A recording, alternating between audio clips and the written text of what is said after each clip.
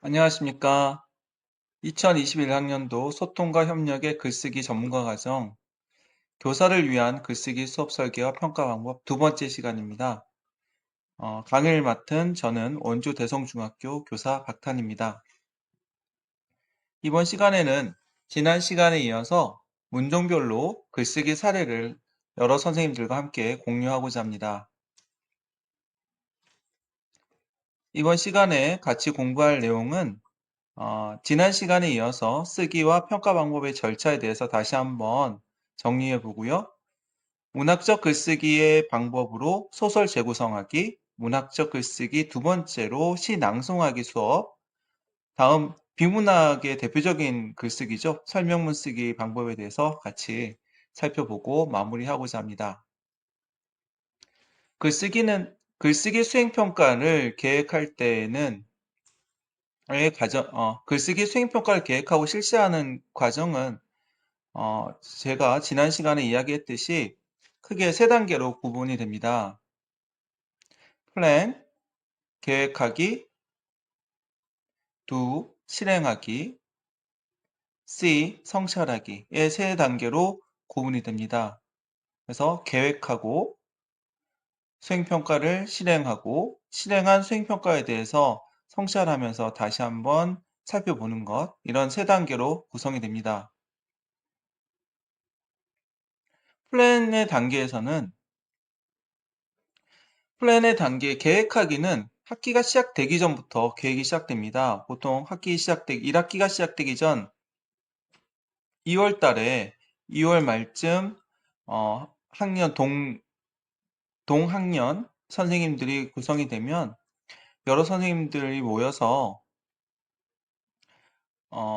평가를 어떤 걸 할 건지, 수행평가와 지필평가를 어떻게 할 것인지에 대해서 범위를 논의하는 단계를 겪게 되죠. 그리고 3월 초가 되면 실질적으로 지필평가와 수행평가의 계획서를 작성하는 기간을 가져야 되고, 또한 학습 목표를 구체화시키고요. 또 학습지와 실습지를 제작하여 실제 수업에 들어가게 됩니다. 그리고 진도표도 작성하는 시기가 바로 3월 초입니다. 그래서 3월 초에 대부분의 학교에서 지필평가와 수행평가 계획서를 작성하는 과정에서 수행평가로 어떤 것을 실시할 것인지에 대해서 논의를 하게 됩니다. 그리고 3월 첫째 주나 둘째 주가 되면 지필평가와 수행평가 계획이 마무리되면서 학생들에게 어떤 것들을 평가할 것인지에 대해서 안내를 하고 준비를 시키게 됩니다. 그렇게 계획이 되면 이제 교재와 부교재를 만들게 되죠. 교재와 부교재를 활용해서 배움을 구체화하는 단계가 실행 단계입니다. 수행평가로 글쓰기를 실시할 때는 글쓰기의 절차에 따른 실습지를 만들게 되는 단계가 실행하는 단계입니다. 그리고 실습지를 만들면서 구체적인 평가 기준을 명시하게 되고 그런 평가 기준에 의해서 실습을 하게 됩니다. 이 실습 단계에서 선생님의 역할은 학생들이 글쓰기를 두려워하지 않도록 도와주는 역할을 하게 되고 실습지에 만드는 평가 기준들을 명확하게 하는 것을 해야 됩니다. 그리고 글쓰기 단계에서 가장 중요한 것은 글을 쓴 다음에 상호작용이죠. 학생과 교사, 학생과 학생 사이에 서로의 글을 읽으면서 평가해주는 단계를 갖게 됩니다. 그리고 성찰 단계에서는 학생들 개개인이 썼던 글쓰기의 결과를 가지고 그 결과를 생기부 가세특에 넣어주게 되는 거죠. 그리고 대부분의 학생들, 어, 자유학기제는 모든 학생들을 넣게 되어 있는데 국어 같은 경우에는 글쓰기를 시킨 다음에는 그 글이 하나하나가 다 개성적인 글이라서 그리고 소재도 다르고 주제도 다르고 또 글 쓰는 방향도 다르고 해서 한 명 한 명의 특성에 맞게 과세특을 넣어주기가 너무 좋습니다. 그래서 과세특을 넣어준 다음에 그러한 수업을 했던 결과를 다른 학년 국어과 선생님들과 수업 사례를 함께 나누고 성과를 공유하는 과정을 겪습니다. 그리고 연말이 되면 학생들에게 설문조사를 통해서 그간 했던 수행평가에 부족한 점이나 혹은 개선할 점이 있는지 학생들에게 묻게 되고, 혹은 가장 재밌었던 수행평가가 어떤 거였는지 피드백을 받습니다. 그리고 조금 더 성의를 갖게 되면 학생들의 글을 모아서 문집을 제작하게 됩니다. 그럼 제가 2018년도부터 올해까지 4년간 문학적 글쓰기와 비문학적 글쓰기로 어떤 수행평가를 실시했었는지를 표로 만들어 봤습니다. 2018년도부터 2020년도까지는 1학년 학생들을 맡아서 1학년, 2학년, 3학년 3년간 끌고 올라갔습니다. 그래서 2018학년도 1학기 2학기는 1학년 학생들을 대상으로, 2019학년도 1학기 2학기는 2학년 학생들을 대상으로, 2020학년도는 3학년 학생들을 대상으로 수업을 한 것이고요. 올해는 2학년 학생들과 함께 수업을 하고 있습니다. 표에서 보시면 문학적 글쓰기로 시쓰기, 수필쓰기, 소설 재구성하기, 연극 대본 쓰기, 시낭송하기와 같은 활동을 한 것이 보이고요. 비문학적 글쓰기로는 논설문 쓰기, 설명문 쓰기, 카드뉴스, 독서 활동 후 카드뉴스 만들기, 독서 신문 제작하기, 그리고 수학여행을 갔다 온 다음에 모둠별로 UCC 제작하기, 발표회 등을 했습니다. 또 특이할 만한 것은 2020학년도가 코로나19로 수행평가를 전혀 할 수 없었다는 거죠. 1학기는 5월 달에 학기가 시작되고 2학기 같은 경우도 학생들이 학교에 나오는 날이 들쭉날쭉한 바람에 수행평가를 실시하기가 대단히 어려웠습니다. 그리고 2021학년도 1학기도 역시 코로나가 너무 자주 반복되는 바람에 수행평가를 가급적 줄여서 한 가지 가치 있는 경험 수필쓰기 한 가지로 수행평가를 실시하기로 계획을 세웠습니다. 그럼 본격적으로 소설 재구성하기에 대해서 같이 살펴보도록 하겠습니다.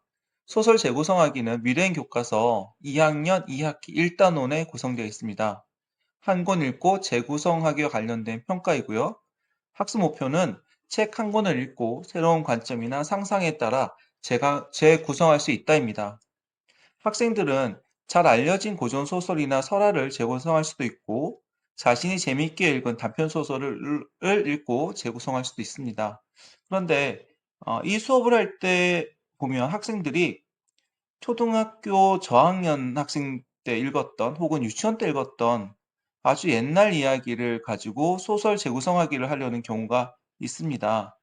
그럴 때 그런 작품으로 해도 좋지만 어, 가급적이면 초등학교 6학년에서 중학교 2학년 수준에 맞는 재미있는 단편 소설을 읽고 소설 재구성하기를 하도록 유도하였습니다. 그래서 제가 아예 네모대시나 그날 고양이가 내게로 왔다나 당나귀를 당나귀답게와 같은 단편 소설집을 한 10권 정도를 들고 가서 자기가 읽고 싶은 단편 소설을 준비하지 못한 친구들, 혹은 인어공주를 가지고 재구성하겠다는 친구들, 이런 친구들에게는 제가 준비한 단편 소설집을 이제 쥐어주고 거기에서 어떤 작품이 재미있는지 제가 이렇게 찔러줘서 그런 작품을 가지고 소설 재구성하기를 실시해 보도록 유도를 했습니다. 그리고 소설 재구성하기를 시작하기 전에 여러분도 잘 아시겠지만 슈퍼 거북이라는 동화책이 있습니다. 그림책이 있습니다. 슈퍼 거북이란 그림책을 학생들과 같이 보면서 토끼와 거북이 이야기라는 고전 소설이 새로운 이야기로 재탄생되는 과정, 그리고 그런 재탄생을 통해서 새로운 부가가치를 형성하고 그것이 또 어떤 이야기로 새롭게 전환될 수 있는지를 학생들에게 많이 이야기를 해줍니다. 그러면 학생들이 이 소설 재구성하기에 대단히 흥미를 느끼고 열심히 하려고 하는 모습을 보입니다. 평가 계획을 세울 땐 원작과 재구성된 작품의 내용과 표현만이 아니라 관점의 변화나 그에 따른 형식과 맥락, 매체 등의 변화 양상을 파악해서 이런 것들이 이러한 변화 양상들이 평가 과정에서 이용될 수 있도록 도와주었습니다.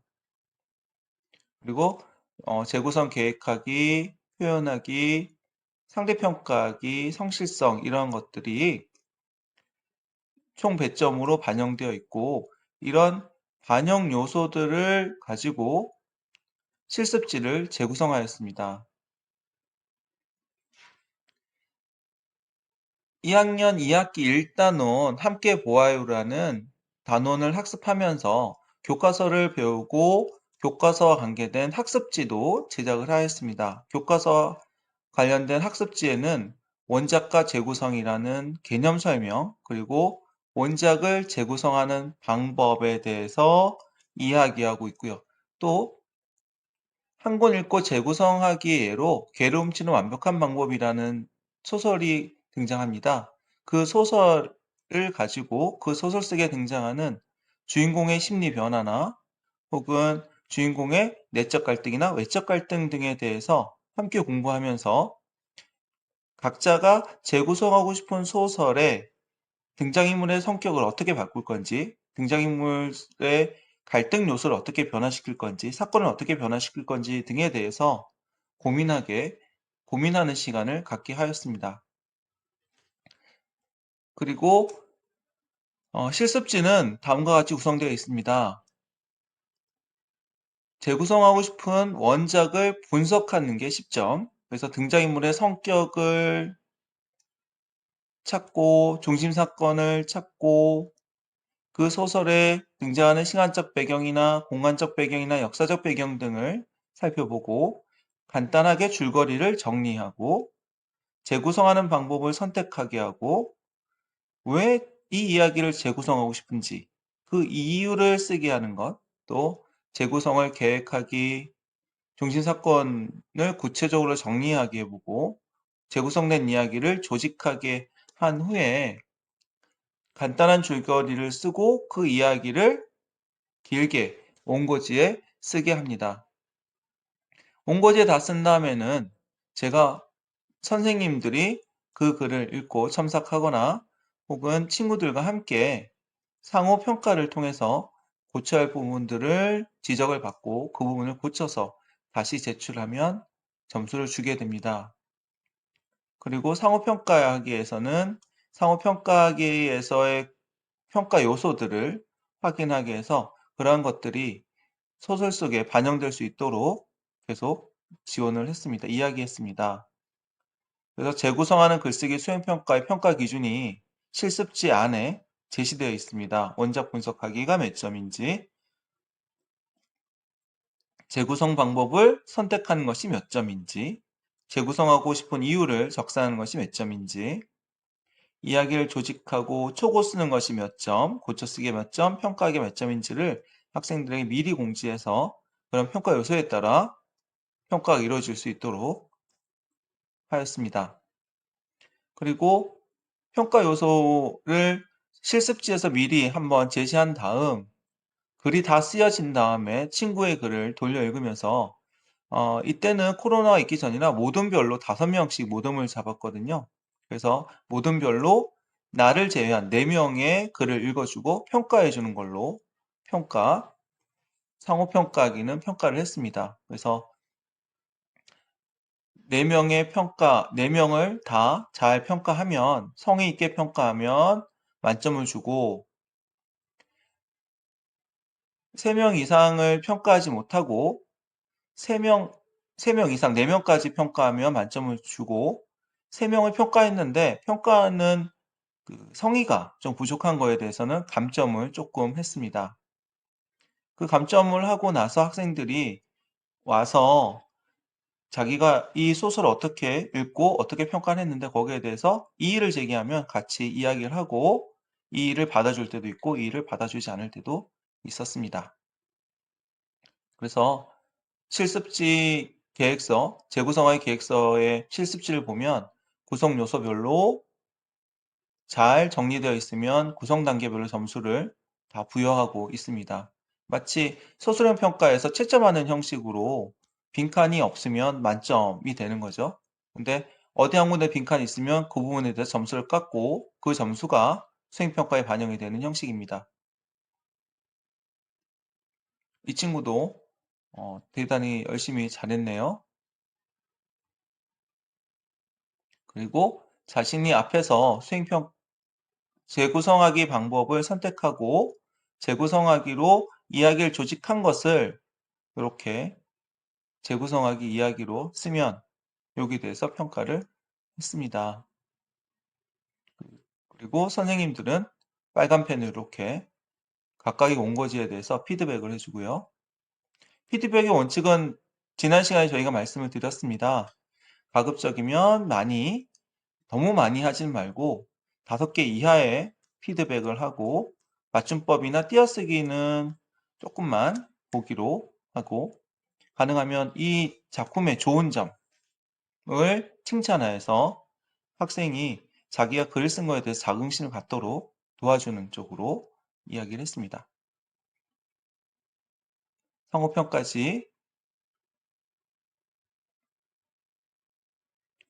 다들 만점이네요. 네.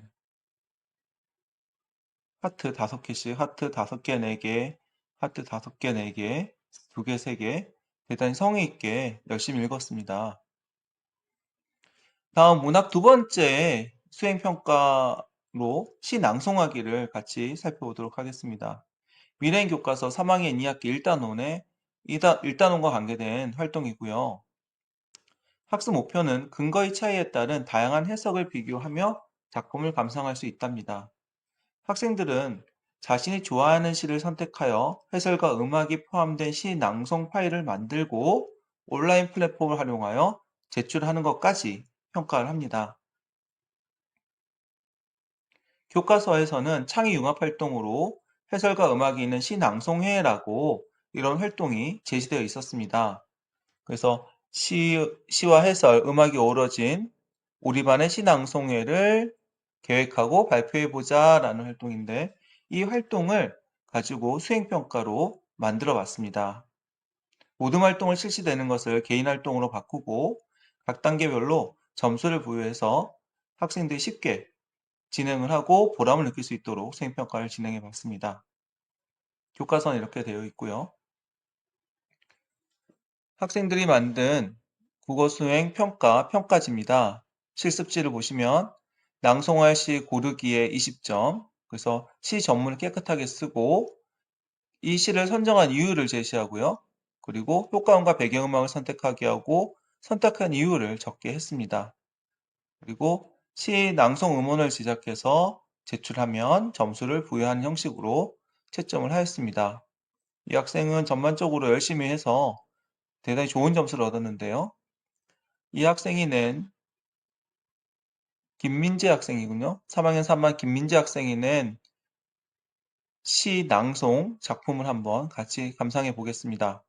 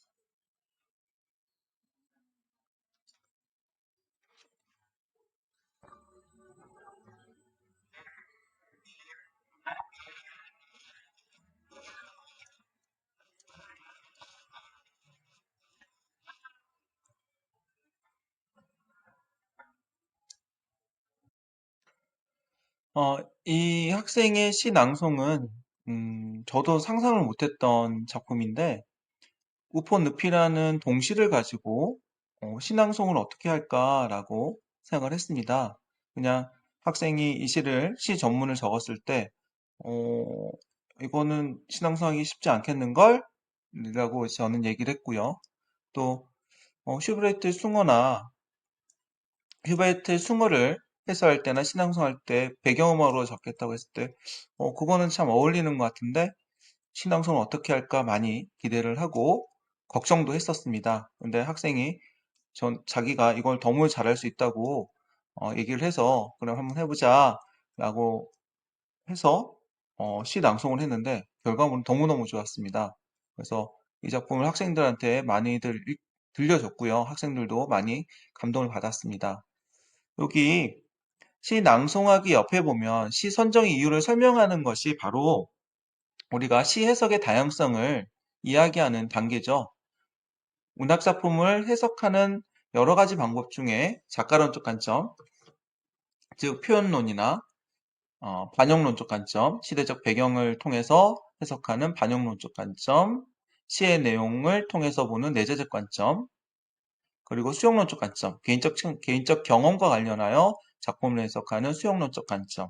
이렇게 해서 작품을 바라보는 다양한 관점들도 한번 자기의 시선으로 쓰게 해봤습니다. 그래서 표현론, 내재론, 반영론, 수용론 이런 것들을 다 한 번씩 건드려 볼 수 있게 해서 어, 다음 학년 올라갔을 때 좀 더 높은 학년을 갔을 때 작품을 해석하는 능력을 조금 더 길러보게 하였습니다. 또 다른 학생은 강달막 할머니의 내 기분이라는 아주 짧은 시를 가지고 시 낭송을 했습니다. 실제로 학생들이 가장 좋아했던 작가는 윤동주 시인이었고요. 윤동주 시인 같은 경우에는 수많은 작품들을 학생들이 반복해서 좋은 시라고 낭독을 하였습니다. 그리고 나태주 시인의 시도 많이들 낭송을 했습니다. 아마 나태주 시인의 그 세계관이 학생들이 보기에는 너무너무 자신들의 속마음을 약간 버림받은 듯하고 약간 초라한 듯한 자신들을 위로해 준다고 생각해서 그런지 나태주 시인의 시를 많이들 낭송을 했습니다. 그리고 윤동주 시인의 시를 많이 낭송했고요. 어, 강달막 할머니의 내 기분이라는 시를 낭송한 친구는 이 친구밖에 없습니다. 근데 너무 재미있어서 이 친구의 결과물도 한번 같이 감상해 보도록 하겠습니다.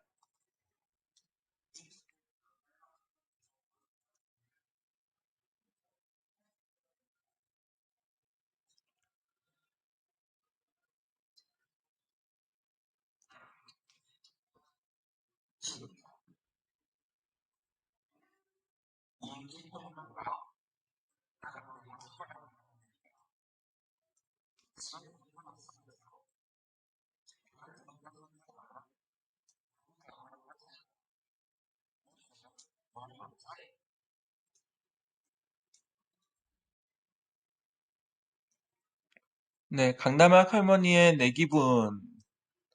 드디어 글자를 알게 된 할머니의 기쁜 마음을 표현한 시인데, 이 시를 낭송하면서 자기가 계획할 때 했던 아이유의 너의 의미를 쓰지 않고 전원일기의 음악을 깐 것에 대해서 혹시 감점되지 않냐고 저한테 물어봤던 것이 기억납니다.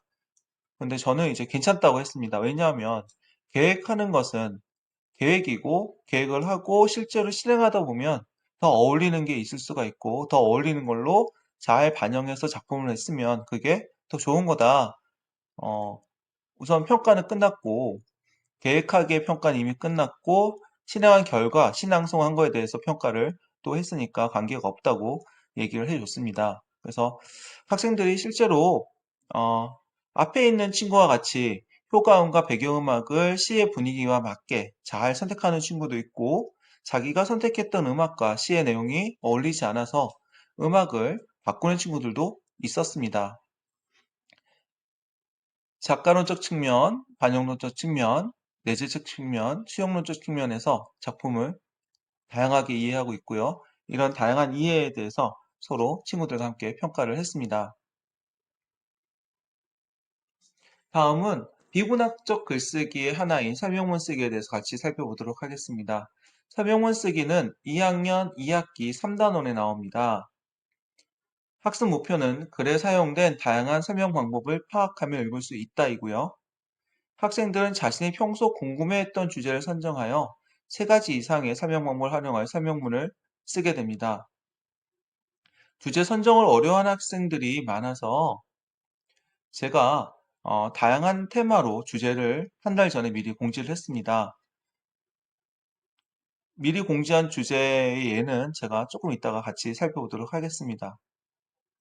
평가계, 수업 중 개별 활동을 통해 만들어진 설명문을 평가한다. 설명하는 글을 쓰는 과정을 파악하고 적절한 표현 방법을 사용하여 대상을 설명할 수 있는지를 평가한다. 또한 글쓰기의 단계별 적절한 방법을 사용하여 설명하는 것을 쓰고 고쳐쓰기의 중요성을 알고 고쳐 쓸 수 있다. 라는 평가 방법을 제시하고 있습니다. 그래서 설명문 쓰기에서 구성하기, 표현 요소, 개요 작성, 고쳐쓰기, 설명문 고쳐쓰기, 상호 평가하기 등으로 평가를 했습니다.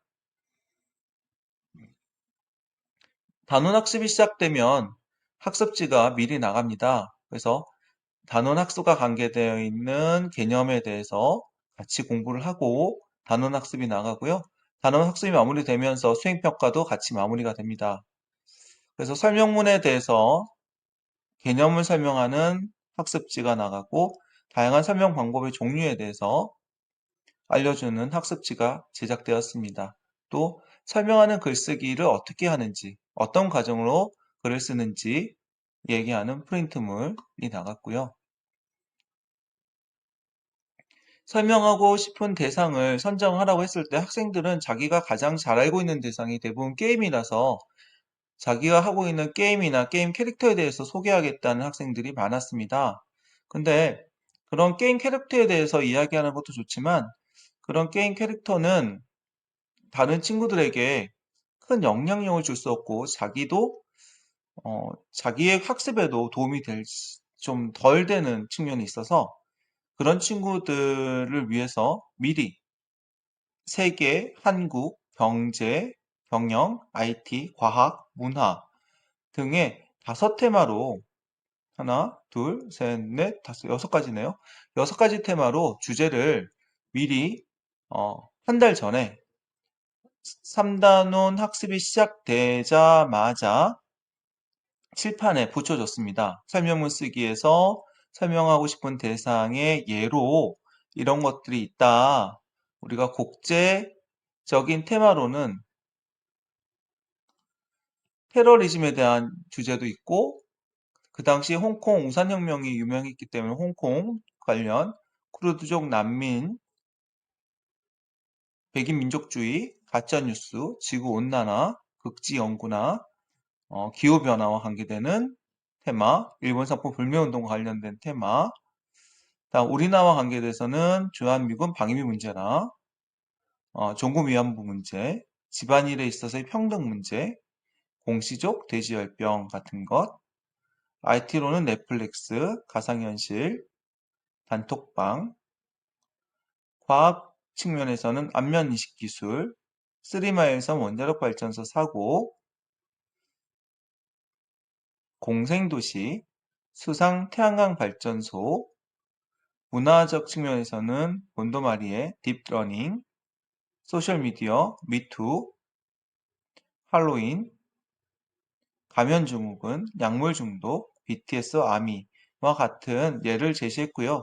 이런 예에도 자기가 관심 있는 게 없으면 자기가 정말 좋아하는 것들에 대해서 주제를 선정하여 설명문을 써보게 했습니다. 일부 학생들은 자기가 좋아하는 대상이 자동차이기 때문에 자동차의 부품과 관련해서 미세하게 적은 친구들도 있고 자동차 회사에 대해서 적은 친구도 있고 그 당시에 지금 올해 아주 뜨거웠던 전기차 테슬라에 대해서 적었던 친구들도 있습니다. 다음 다양한 글의 구조와 설명 방법을 예로 들어주었습니다. 우선 글을 쓰기 전에 주제를 잡을 때 예로서 이런 주제 예들을 알려주었고요. 그 다음에 글을 쓰게 하기 위해서는 실제로 설명문이 어떻게 구성되어 있는지를 학생들이 교과서에 제시되어 있는 설명문만 갖고는 알기가 어려워서 한 5가지 정도의 짧은 설명문을 학생들과 같이 읽고 각 문단의 중심 내용을 이렇게 정리해보는 중심 내용과 설명 방법을 정리해보는 시간을 가졌습니다. 그리고 자신이 관심이 있는 테마와 관련해서는 1, 2, 3, 4, 5문단, 네, 중심 내용과 설명 방법 이런 식으로 정리할 수 있다는 것을 미리 알려주었습니다. 그리고 실제 실습에 들어가게 되죠. 1학년 때부터 학생들하고 글쓰기를 할 때마다 간이 강조했던 것 중에 하나가 마인드맵입니다. 그래서 마인드맵을 가지고 중심 단어를 놓고 거기서 다양하게 자기가 생각하는 그 테마와 관계된 다양한 어휘들을 나열해보는 마인드맵을 여러 차례 반복을 해서 여기서도 우리는 글을 쓸 때 생각을 떠올리는, 구상하는 단계에서 쓰는 활동으로 마인드맵을 사용한다 라고 얘기하고 마인드맵을 제시를 했습니다. 그래서 자기가 쓰고 싶은 주제를 적게 하고 예상 독자를 적게 하고 목적은 학생들이 많이 어려워하는데 설명문은 정보 전달이 목적이다. 이건 아예 알려줬습니다. 너가 쓰고 싶어하는 글의 목적은 정보 전달이다. 정보 전달 적게 하고 주제에 대해서 마인드맵을 다양하게 펼쳐보게 하고요. 4개 이상의 자료를 선택하게 했는데 가능하면 인쇄 자료로 인터넷만 활용해서 학생들이 자료를 찾으려고 하기 때문에 인터넷 자료는 2가지 정도만 그리고 나머지 3개는 인쇄 매체를 활용하여 신문이나 교과서나 책에서 혹은 잡지에서 실제 인쇄 매체를 활용하여 자료를 조사하겠고 출처를 정확하게 쓰는 것을 가르쳐 줬습니다.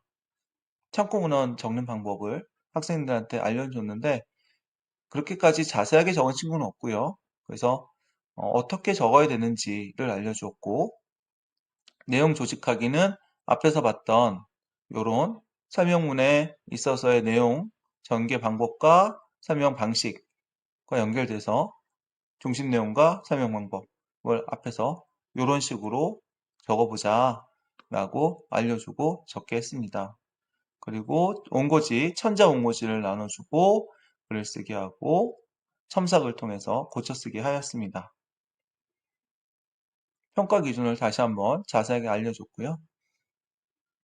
친구들이 쓴 스코빌 지수와 매운맛에 대하여 쓴 글, 이 글에는 정의, 예시, 분류, 분석, 비교, 대조, 인용, 인거, 확인, 과정 등 중에 어떤 게 포함되어 있는지 동그라미 하게 이 중에 포함되어 있지 않으면 다른 걸 옆에다 쓰게 하고요. 그래서 이 글에 좋았던 점, 특히 좋았던 점, 설명 방법에서 좋았던 점 이런 것들을 구체적으로 적을 수 있도록 평가하기를 만들었습니다. 이렇게 예를 주고 실제로 자신 모둠에 있는 친구들의 글을 읽고 이런 빈칸을 채우게 하면 빈칸을 성실하게 채우면 만점을 줬습니다. 이 친구는 지구 온난화와 관계돼서 마인드맵을 하고 선정하고 어떤 내용을 쓸 건지 선정을 하고요. 또 내용을 조직해서 설명문을 적었습니다. 이 친구는 BTS과 아미에 대해서 적은 친구고요. 근데 신문이나 교과서 등 인쇄 매체가 포함되어 있지 않을 때 감점이 있었습니다. 이렇게 원고지로 보통 한 장이 1000자인데 이 친구는 한 1600자 정도, 2장 정도 설명문을 대부분 학생들이 1000자만 쓰면 되지만 1000자가 최소점으로 기준을 주어지지만 글을 쓰다 보면 더 길게 쓰는 친구들이 많았습니다. 그래서 보통 1600자에서 2000자까지도 쓰는 친구들이 많이 있었습니다. 이 친구는 2장을 썼네요. 2000자. 네. 그리고 평가를 성실하게 한 친구와 조금 부족한 친구, 이렇게 평가가 되었습니다. 제가 설명문 쓰기를 수업하면서 다양한 주제를 미리 제시하는 게 중요했습니다.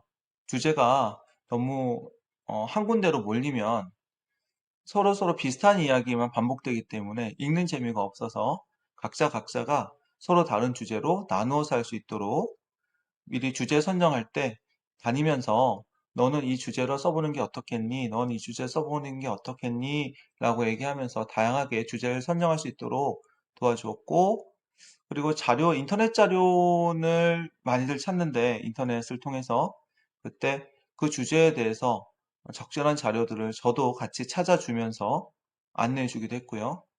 다양한 설명문을 같이 읽어주고 수업 시간에 미리 읽어보고 개요 작성에 대해서 같이 학습을 하고 설명문 쓰기를 실시했습니다. 그랬더니 설명문이 생각보다 쉽게 2시간 동안 거의 진 다 썼습니다, 학생들이. 문학적 글쓰기 수행평가에서 강조하는 것은 각자의 진솔한 체험에서 시작하도록 지도합니다. 수필이 됐든 시가 됐든 소설이 됐든 자신이 직접 읽은 것에서 시작하는 것, 그 자신의 문제, 자신이 지금 갖고 있는 갈등에서 시작하는 것을 강조하고요. 비문학적 글쓰기에서 강조하는 것은 인터넷 자료보다는 인쇄 형태로 나온 자료 활용을 많이 하도록 합니다. 인터넷 자료는 아무래도 정확하지가 않고요. 또 인터넷 자료를 그냥 갖다 쓰게 되면 글쓰기 윤리적인 문제가 부딪힐 수가 있어서입니다. 그래서 문학적 글쓰기와 비문학 글쓰기에서 강조하는 부분이 조금씩 달랐습니다. 공통적인 건 원주 대성중학교는 천자 원고지를 활용해서 수업을 하고 우선 계획하기, 계획하기 실습지, 원고지 실습지, 그리고 상호평가하기 실습지 이 세 세트가 항상 따라다닌다는 걸 학생들은 알고 있고요. 또 생각을 펼칠 때는 마인드맵을 자주 하기 때문에 마인드맵으로 생각을 펼치는 것에 대해서 거부감이 없었습니다. 2021학년 소통과 협력의 글쓰기 전문가 과정, 문학적 글쓰기와 비문학적 글쓰기를 어떻게 진행했는지에 대하여 같이 여러분과 이야기해 봤습니다. 제가 이야기한 사례는 원주 대성중학교에서 저와 같이 한 선생님들이 했던 사례이고, 여러분 학교에서는 글쓰기를 어떻게 진행했는지 많이 궁금합니다. 단지 여러 가지 글쓰기 방법, 학생들에게 글을 잘 쓰게 하는 여러 가지 방법들이 있는데, 그 중에 조금 더, 좀 쉽게 접근하는, 쉽게 글쓰기 하고 평가를 조금 더 정량적으로 쉽게 할 수 있는 방법을 고민했던 결과로서 제가 했던 수업입니다. 그러면 세 번째 시간에서 다시 뵙도록 하겠습니다. 한 시간 동안 수업 들어주셔서 감사합니다. 고맙습니다. 다음 시간에 뵙겠습니다.